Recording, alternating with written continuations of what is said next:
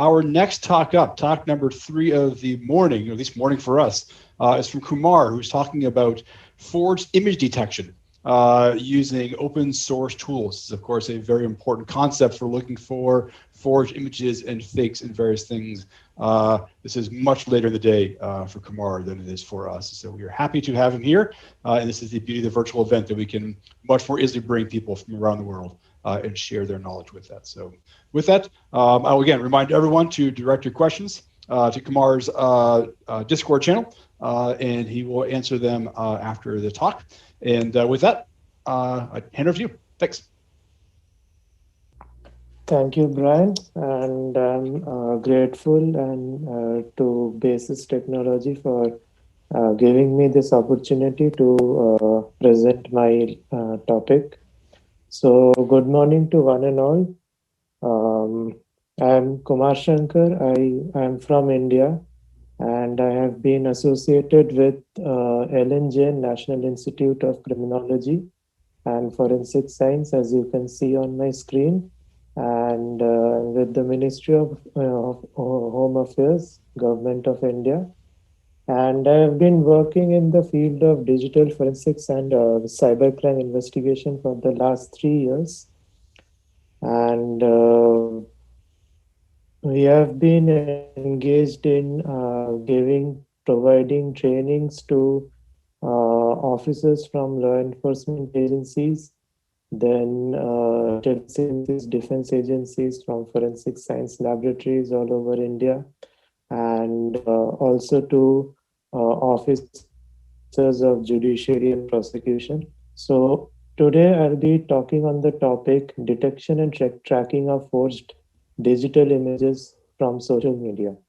So I was doing this research project in my institute for the last 2 years, where I had to work on open source, mainly open source intelligence tools, which will be useful in acquiring information from social media platforms. So there, a part of my project was to identify the different types of crimes that take place on social media. So while identifying the crimes, I saw that the fake images and videos are a major source of crime on social media. So propagation of fake images and videos on social media can instigate not only violence in the country, but it can also disturb the national security as well. So these images are morphed or forged in such a way that it cannot be identified with the naked eye.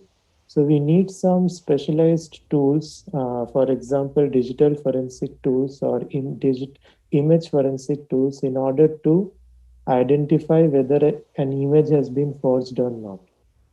So there I came across this really good tool called Forensically, which is an open source tool, which can detect images that are forged, specially cloned images, and whether we are extracting that image from the social media or whether we are extracting it from the computer system or the hard disk of the computer system, we can detect whether the image has been cloned or not.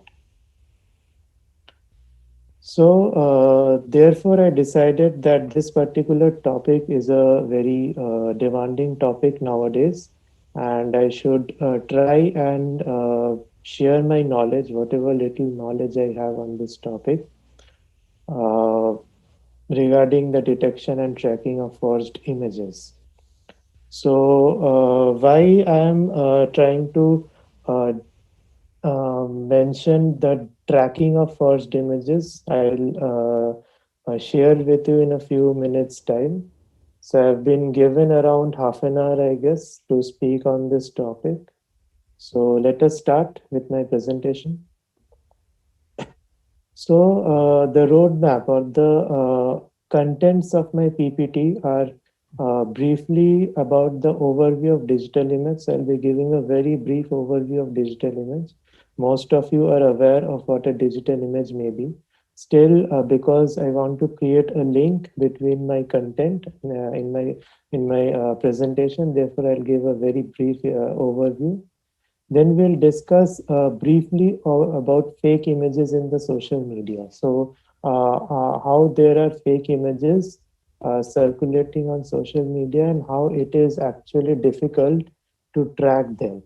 Maybe we can detect those fake images, but tracking the fake image is a real problem. Then we'll move on to detection and tracking, where we will try to see what are the different techniques using this particular tool. So here I have mentioned two tools. One is called Forensically, which is an open source tool that can be used for detecting the cloned regions in the image. And another is the tool called JPEG Snoop, which is again an open source tool. And that tool I have used for tracking the image.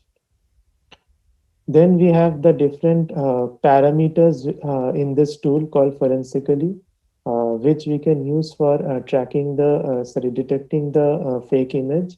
And I'll finish my presentation with the challenges and limitations of the technique. So as we know that every technique or every tool which we are using in the field of digital forensics or in any field related to computer science, every technique has a challenge or a limitation. None of the technique is a foolproof technique. So therefore, similarly, this technique also, the tool also have some challenges and limitations in the investigation. So we will come across those challenges and limitations as well. Okay.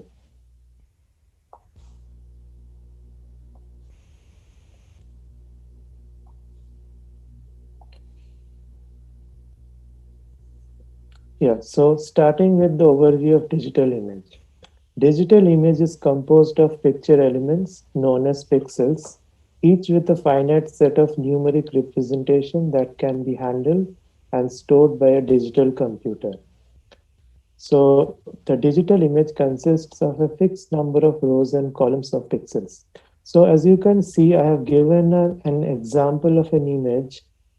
So actually, every digital image is made up of numerous pixels, and every pixel has a numerical value which defines the color of that particular pixel is indicating.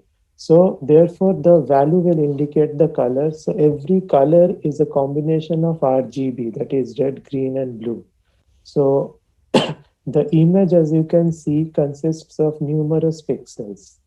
And actually, the digital image is nothing but it is a combination of, it is a amalgamation of all the pixels in the image. Therefore, we say that the smallest unit of a digital image is a pixel. So web browsers can display standard internet image formats such as JPEG, GIF, and PNG. So these are the standard image formats or digital image formats that are displayed by the web browser or supported by the web browser. And today we will be talking about JPEG images because social media platforms are mostly supporting JPEG images and therefore, we will be discussing about the JPEG images in detail.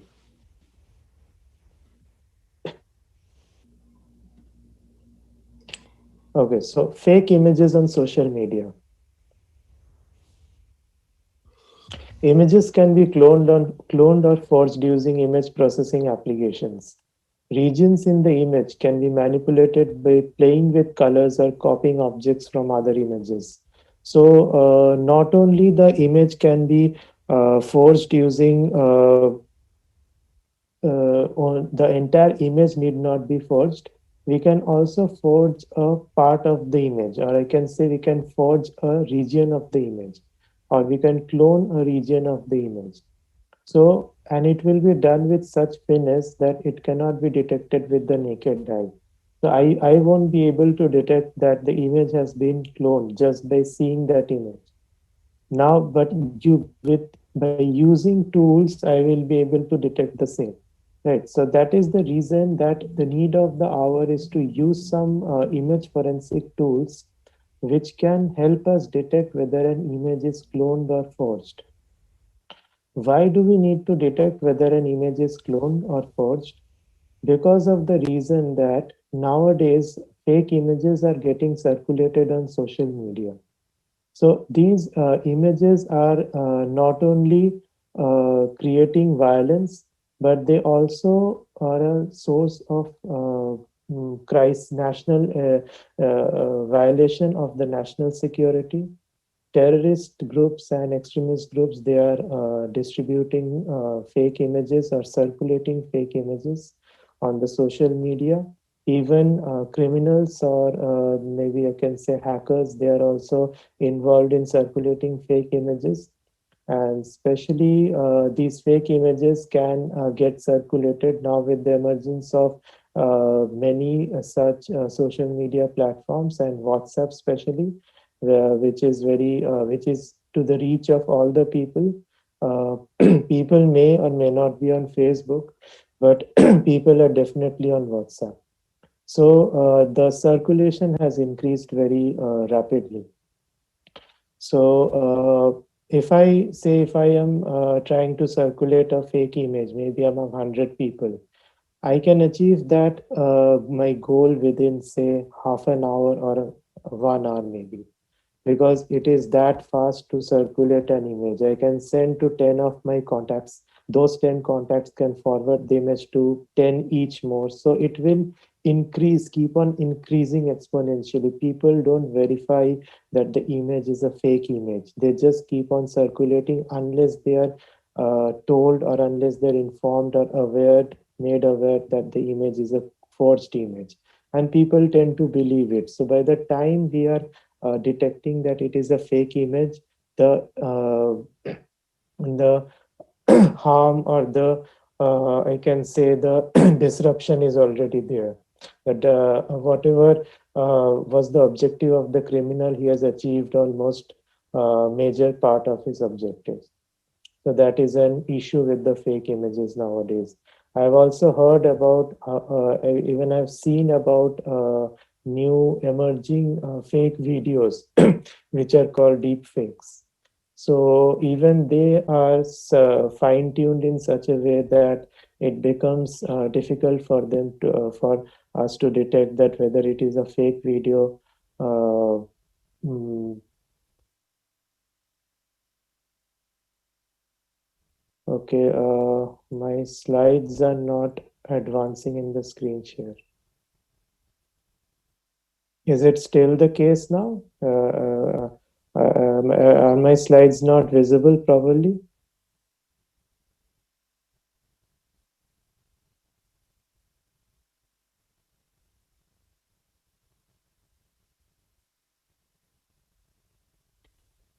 I think you're good now, Kumar.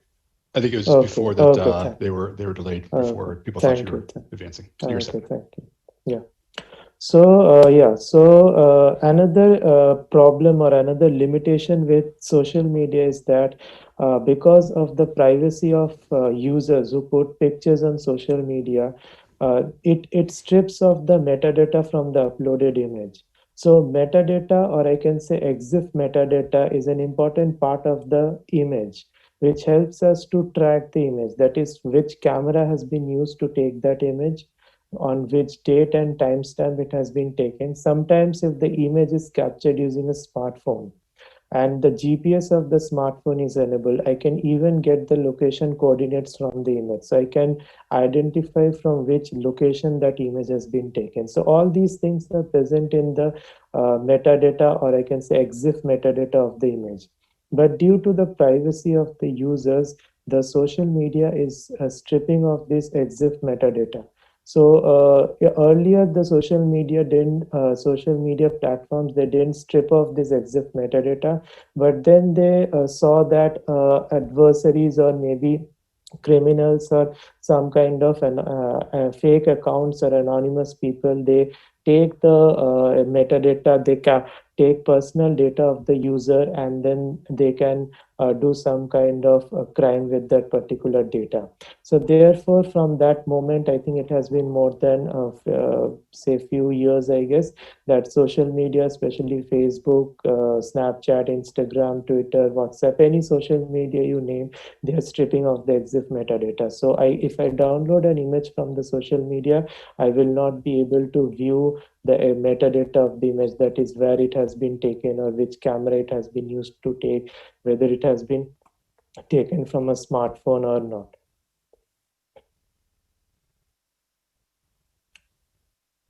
Right. So this is an example of a fake and the real image. You can see that how fine tuning the fake of the real image has been created. So this real image was actually taken in Syria in 2016, and it has been a fake image of the same has been created by a terror linked social media account, and it has been shared, which indicates that it has been taken during the anti-terror operation in northern Syria. So you can see that with fake images, it is done with such finesse. Now, it has been published that it is a fake in image.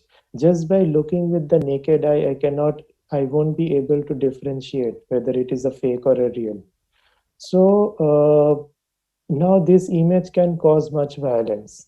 This image can cause much debate in the country that, okay, during anti-terror operation, someone has been shot dead, mother and a child, innocent mother and a child has been shot dead in the anti-terror operation.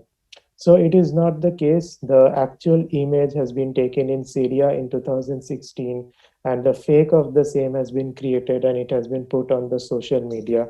So you can see that how finely I can clone an image and I can create a forged image.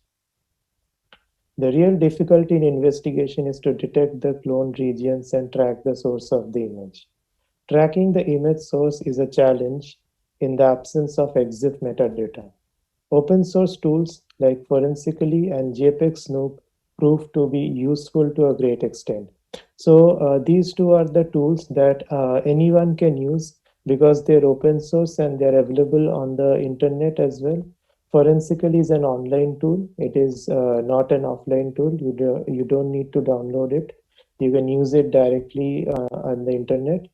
And JPEG Snoop is obviously an offline tool. You have to download it and you have to run it on your computer system. So these tools analyze and detect cloned regions in the image. So let us start with this tool called Forensically. So let us see what are the features in this tool and how actually it can detect whether an image is cloned or not. So this is a sample image which is already there in this particular tool. The sample image is given.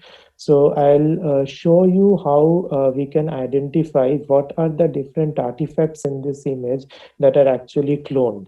So let us start through this tool. Now, what are the different parameters based on which we will detect this? So first is magnification. Second, we have clone detection. Third, error level analysis. We'll move on to noise analysis, JPEG analysis, and lastly, we'll move on to structural and string analysis.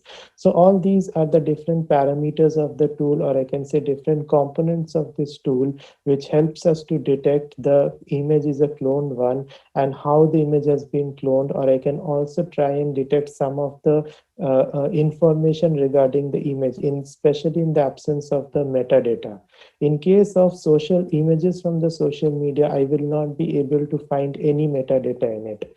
So there is another component of this tool called metadata analysis, geotag and metadata analysis, but I have excluded that component especially because in case of social media images, you will not find anything.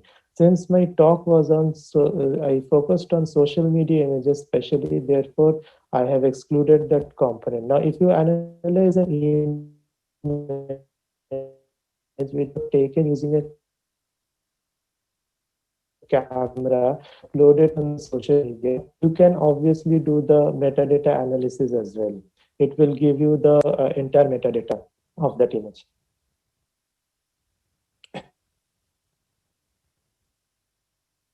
Okay. So starting with the first component, that is the magnifier. So this magnifier component is used for controlling the zoom level of the image, right? Now this magnification will do nothing much, but it will magnify the finite regions of this image. Each and every region of this image will be magnified to a larger extent. So I can adjust the magnification factor, as you can see in the screenshot, that I can change the magnification factor, and it can be adjusted using two different options. One is auto contrast and another is auto contrast by channel.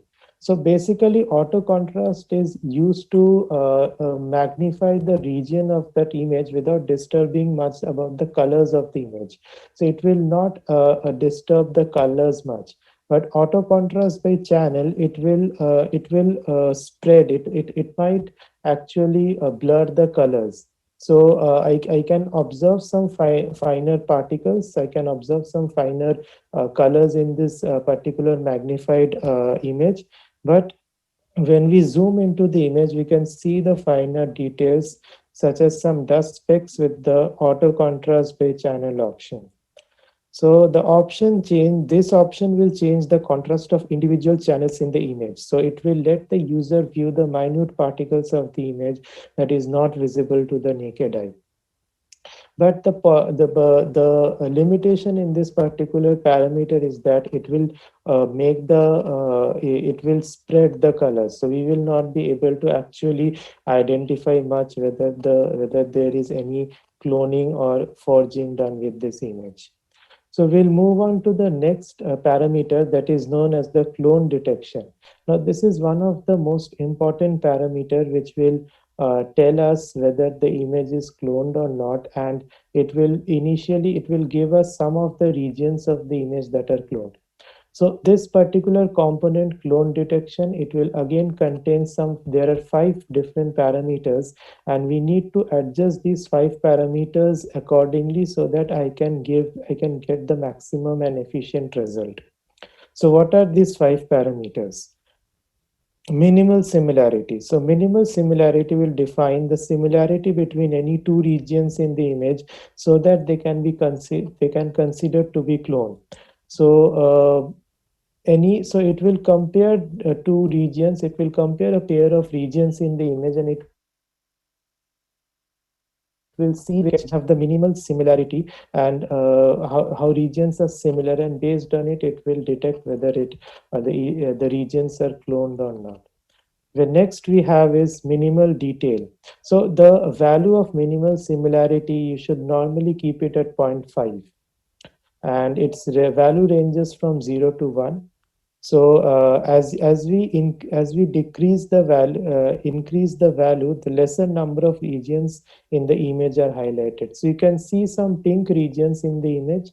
These pink regions actually show us which are the objects in the image that are cloned. Then we have minimal details, which defines the amount of details in a region in the image that should have in order to be considered for clone detection. And we should keep the value of this parameter at 0.01. We have minimal cluster size, which decides the number of blocks that two regions of the image should share in common in order to be considered clone. So the value of this particular parameter should be kept at 14. So similarly, we have two more parameters called block size and maximal image size. So using the combination of these 5 parameters, I can see that in my image, the clouds that are there, white colored clouds that are there, they are actually cloned regions. So I can say that these clouds have been pasted, or these clouds have been copied from other regions or other image. So if I just look normally in my previous slide, if I just look normally, I can see that the clouds are there, but I won't be able to identify whether they're cloned or not. Now here, using this particular component called clone detection, I can check that I can see that these clouds are actually cloned. They are not real objects in this image. Now moving on to error level analysis. So this error level analysis will tell me that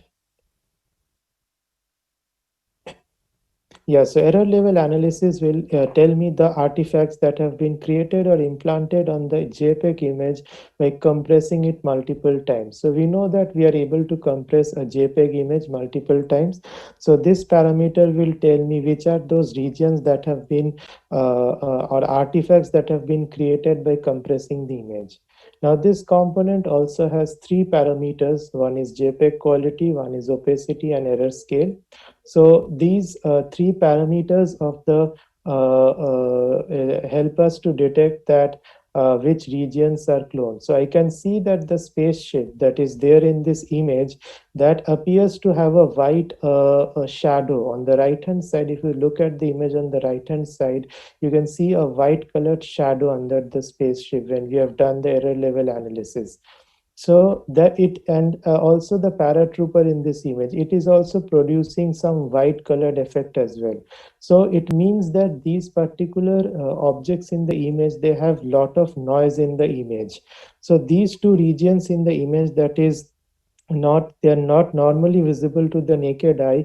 So the noise, amount of noise that is there in these two objects, they don't allow the image to be compressed much. So therefore, we can infer that these two regions in the image have been cloned, or the spaceship has been copied and pasted from any other image. It is not the genuine object, a genuine part of this image. Moving on to the noise analysis. So it will remove everything from the digital image except the noise. So it is basically used to identify the unwanted noise in the image. So the parameters we are using here includes noise amplitude and opacity. So if we again adjust these parameters accordingly, we will be able to identify the unwanted noise. So here we can, our previous analysis, that is the error level analysis, gets confirmed. And we can see that we are able to identify the same three objects to be cloned, or the unwanted noise is there in these three objects only: the spaceship, paratrooper, and some of the clouds as well. So we have already seen that the clouds are copied from other object images. Now moving on to the JPEG analysis. So what it does is JPEG analysis basically computes the quantization tables which specify the way an image has been compressed. Now each cell in the table represents a pixel intensity ranging from 0 to 255. So now when we are processing or compressing an image, we are changing the values of the pixel from 0 to 255 range, and we are changing it to a range between minus 120 to 127. So this will help in the creation of a new quantization table. Now, this particular tool will identify the quantization table, that is the standard quantization table is identified to have a value of 95, which is automatically created when the image is not processed. Now, if the image is processed using a quality tool, Photoshop, in that case, it computes a quantization table of the value of 85. So if the value is 85 of the quantization table, we will be able to determine that the image has been processed using Photoshop. Now this is, as you can see, is a standard JPEG quality image that has the value of 95. Also, the images contain comment section which might contain useful information such as source of the image file or any software application that has been used for processing or writing the image. So normally we don't pay attention to the comment section, but paying attention will obviously help us to know some of the hidden details in this image. Moving on to the structural analysis. So structural analysis of the JPEG image refers to the analysis of the order of different sections of the image. Now, a digital image or a JPEG image is divided into different sections, or the sections are also known as markers. Now the image starts, as we all know that every file has a file a header and a file footer. So similarly, a JPEG image starts with the marker SOI that indicates the start of image, and EOI, which indicates the end of the image. So the markers are So it indicates the beginning and ending of the image file. Now, if there are multiple SOI and EOI markers, it means that one image is hidden inside another image. So this is a clear case of steganography, as we all know, that hiding images within other images. So then in that case, we need to identify what is the hidden information or hidden image. So we need to look out for multiple SOI and EOI markers to check whether there is any hidden image or not. There are application segment markers as well, APP0, APP1, and APP13. Now, APP0 is the marker which contains the JPEG version, the screen, and the printing resolution. And APP1 contains the information regarding the date and time on which the image have been taken, the focal length of the camera, the aperture of the camera which has been used for taking the image. And the last other marker called APP13, it indicates that the image has been processed using Photoshop. So basically, APP13 marker is a marker that is placed by the photo application Photoshop. Now Adobe Photoshop. Now the presence of this marker indicates that the image has been opened in the Adobe Photoshop application. If the image is not opened in that application, then the presence of the marker will not be seen. So it means that the image has been processed using this particular application. Also, the presence of the marker SOS, that is start of scan, will indicate whether the image has been compressed or not. So I can also see whether the image has been compressed or not using the marker SOS. Moving on to the string analysis. So strings are pieces of data contained in the JPEG image, which can provide much useful information in the absence of EXIF metadata. So I can also see the strings that are present in the image, and using the strings, I can get to know which camera has been probably used. I can get to know the model of the camera, maybe some date and timestamps may also be available. You can see that it has been marked on by red in the screenshot. Also, if we can find a string of the order of FBM010000 blah blah blah, so there we can see that it indicates that the image might have been uploaded using a web interface. So it means that the image has been uploaded on Facebook and using a web interface. So this detail is also quite useful in detection and tracking purpose. We got 2 minutes left, Kumar, on your time slot. I'm not sure how many slides you have left, but yeah, I'm just done. I'm just left with maybe 1 or 2 more slides. Okay. Yeah. So so JPEG Snoop is again, as I told you, is a tool which extracts the embedded information from the image. So it is used to identify an information called original transmission reference, which refers to a number or an identifier that is embedded in the image, and it is provided by the creator or image provider who is distributing the image, and is used for transmission and tracking purposes. So you can see that the original transmission reference is there. I can use this particular reference for tracking that from where the image has been transmitted, and I can track the image for that purpose as well.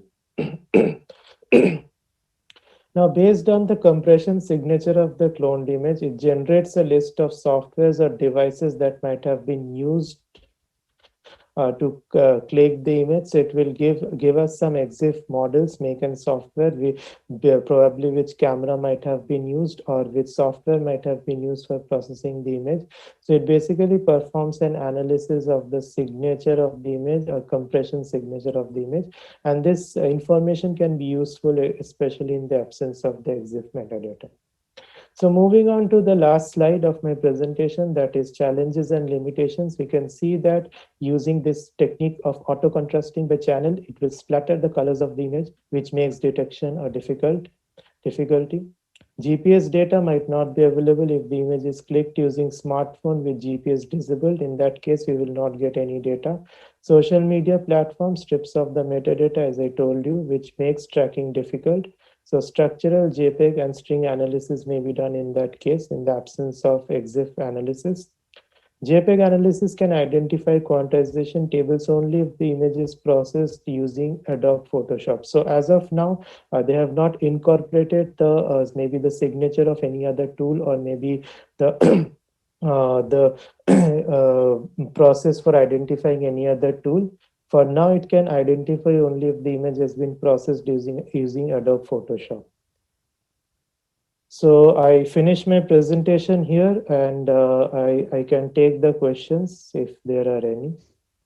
Actually, we exactly on time. There were a series of questions in the Discord app though about kind of editing and impacts on like Photoshop and tuning up and a bunch of other questions. But we'll have to end it there and have you answer those questions over there and help everyone out. I appreciate the talk. That was very useful. I have my own questions in terms of checking some various things, but give us the answer afterwards. But thank you very much. And thank you, Brian.